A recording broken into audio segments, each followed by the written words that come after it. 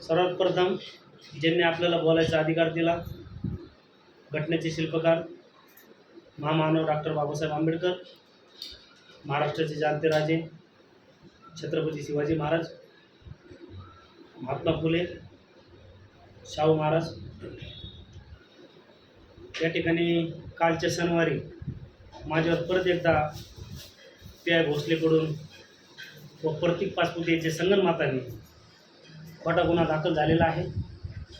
आता या ठिकाणी प्रतीक पाचपुते व पी.आय. भोसले साहेब या ठिकाणी बघा कसं संगनमताने गुन्हा दाखल करत आहे। या ठिकाणी मी तुम्हाला दाखवतो। या ठिकाणी पी.आय. भोसलेला आम्ही वारंवार सांगून देखील या ठिकाणी पूर्णपणे पी.आय. भोसले एका पक्षाचे काम करतात असं दिसत आहे। फक्त एवढंच पी.आय. भोसलेचं बाकी राहिलं आहे, तर तुम्हाला चिन्ह कोणचं लावायचं आहे।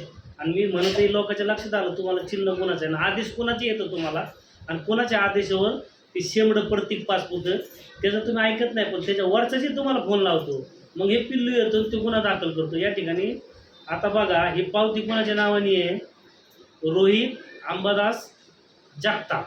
ही पावती मी पोलीस स्टेशनला पोस्ट करणार आहे भोसले साहेब, रोहित अंबादास जगताप।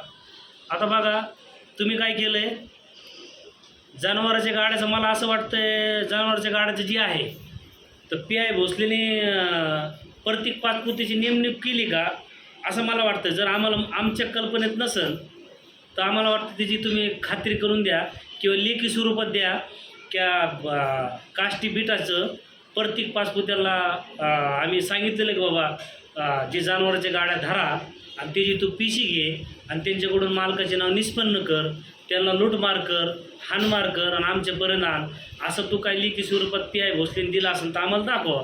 या ठिकाणी बघा किती खालच्या पातळीचं काम श्रीगोंदा पोलीस स्टेशनला चाललेलं, किती पदाचा गैरवापर पी.आय. भोसले साहेब करत आहे। पी.आय. भोसले साहेब तुम्हाला माहितीच करता सांगतो, आमचा GST, आमचा इन्कम टॅक्स, आमच्या जीवावर तुम्ही पगार घेता। तुम्ही पब्लिक सर्वंट आहात, तुम्ही काय आहात, पब्लिक सर्वंट आहात। तुम्ही फक्त तुमच्या डोक्यात एकच आहे का ह्याच्या आधी तडीपार केला आहे आणि आत्ता तिला 3 गुन्हे जे तुम्ही माझ्यावर बोगस केले ह्याला NPT टाकून ह्याला 1 वर्ष आत टाकायचं आहे। पण तुम्ही मला जरी 1 वर्ष आत टाकलं, तुम्हाला एक सांगतो मी, ह्याच्या आधी बी जेवढे बी चांगले लोक होऊन गेले त्यांना या ठिकाणी जेल भोगावंच लागली, मी बी भोगन। पण तुमच्या खोट्या गुन्ह्याला मी काय भेणार नाही, मी खोट्या गुन्ह्याला तुमचे कसंही भेणार नाही। तुम्हाला संविधान पद्धतीने या ठिकाणी मी उत्तर देईन आणि त्यात खरं काय खोटं काय, आणि त्या टायमिंगला ज्या टायमिंगला निष्पन्न होईल त्या टायमिंगला मी स्वतः तुमच्यावर हायकोर्टात मानहानीचा गुन्हा दाखल करेन। या ठिकाणी बघा व्हिडिओमध्ये बघा, या ठिकाणी मी श्रीगोंदा तालुक्याची जनताला सांगू इच्छितो तर श्रीगोंदा तालुक्याचं प्रथम म्हणून पी.आय. भोसले ह्याच्यावर माणसाचा विश्वास आहे। ह्याचा PC कोण घेता, ह्याला मारून कोण नाव घ्यायला होतं, ह्याचं नाव ह्याचं ऐका, हे कोण आहे,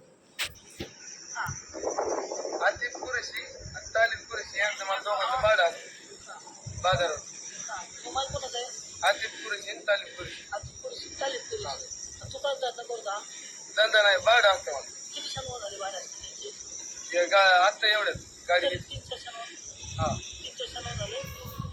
आता ह्याला कोण विचारतोय, प्रतीक पाचपुते। प्रतीक पाचपुतेला ह्याला हाणून मारून विचारायचा काय अधिकार नाही। मी म्हणतो ह्याला मारला बी नाही, पण ह्याला विचारायचा अधिकार, नाव निष्पन्न करायचा अधिकार काय। 2 तासानंतर त्या काष्टीला पोलीस गेली, म्हणजे श्रीगोंद्याचा पी.आय. प्रतीक पाचपुते झाला, राजा बोले प्रतीक पाचपुते, मग दल हलतोय पोलीस स्टेशनचा। मग साहेब तिकडं जातं, काय झालं तर प्रतीक, काय झालं तुझ्या तपासात, काय निष्पन्न झालं आहे, मग तुझ्या तपासात निष्पन्न काय झालं, अहो साहेब, आणि मग तुम्ही त्याचे नाव टाकता अर्शद कुरेशी।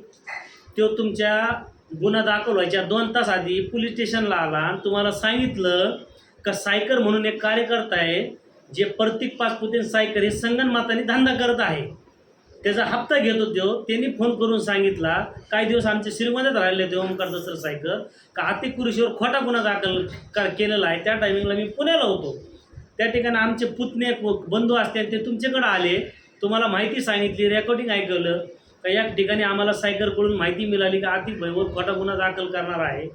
ज्या पोराने तुम्हाला 2 सात आधी सांगितलं अर्शद कुरेशी, त्याचा 17च वय साहेब बरं का, त्याचं देखील तुम्ही त्यात नाव टाकलेलं आहे। या ठिकाणी तुम्हाला आत्ताच या ठिकाणी मी सांगतो, प्रतीक पाचपुतेवर मी ऑनलाईन तक्रार करणार आहे। मानहानीचा माझा इज्जत भरपाईचा दावा, खोटी माहिती दिल्याबद्दल त्याचा दावा त्याच्यावर दाखल करा. आणि जे मी तुम्हाला एक सांगतो, जनावर धरायचं त्याला काय अधिकार? तो काय पोलीस प्रशासनाचा माणूस आहे का? तुम्ही कसं काय त्याला गाड्या धरून देतात? पोलीस श्रीगोंद्याचे कुरुशी समाजाचे किती पैसे लुटते तुम्हाला माहिती आहे का? ते कुणाला येऊन सांगायचे? तुम्हाला येऊन सांगितलं, तुम्ही म्हणता पुरावे दाखवा, आणि ते जे गुन्हे तुम्ही घेता, आणि तुम्हाला आम्ही पुरावे कुठून आणून दाखवायचे? रस्त्यात लुटलेले पुरावे दाखवायचे का? तुम्हाला माहिती आहे का तो गाड्यात धंदे धरते का सोडतो? त्या दिवशी एका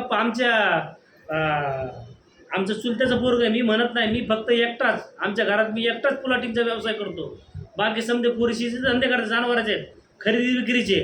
तुम्ही त्यांचे दुकाने देखील बंद केलेले आहे, मला त्याच्याशी काही घेणं नाही. पण तुम्हाला कोर्टाने, सुप्रीम कोर्टाने हे सांगितलेलं नाही का बाबा कुरुशी धंदा खरेदी विक्री करू शकत नाही. ही जे अन्याय भोसले साहेब तुम्ही चालवलं ना, या ठिकाणी तुम्हाला त्याची परतफेड याच श्रीगोंद्यात करायची. हे मोहम्मदबाजी पांढरे आहे, तुम्हाला इथंच हे फेडून जावं लागेल. म्हणून तुम्हाला माझी कळकणीची विनंती आहे, माझा ही जशी तुम्ही बाईट ऐकली त्या ठिकाणी माझे वकील पत्रावर डाऊनमध्ये मी सही करणार. प्रत्येक पाचपुतीवर मानहानीचा दावा दाखल करायचा लगेच. जर दावा दाखल नाही केला तर या ठिकाणी माझं सहकुटुंब तुमच्या पोलीस स्टेशनला आमरण उपोषण या ठिकाणी करणार आहे. आणि तुम्ही म्हणत असं आमरण उपोषण ह्याच्या आधी केला उठला, पण यंदा आमचा जीव गेला तरी चलन. आमचं एकही माणूस जवळ तुम्ही आम्हाला लेखी स्वरूपात देत नाही का अति कुरुशीची चौकशी केल्याशिवाय गुन्हा नाव घेणार नाही, आणि 3 गुन्ह्यात नाव 169ची रिपोर्ट देणार नाही, तर या ठिकाणी आमच्या घरचा एकही माणूस सुटणार नाही. आणि मी सकट मुंबई महासंचालक या ठिकाणी जाऊन बसणार आहे. एवढच्या खालच्या पातळीचं काम या ठिकाणी तुम्ही चालवले. आता मला जास्त काय बोलायला लावलं की या ठिकाणी मी एवढंच बोलून माझे 2 शब्द संपवतो. जय हिंद, जय महाराष्ट्र, जय भीम.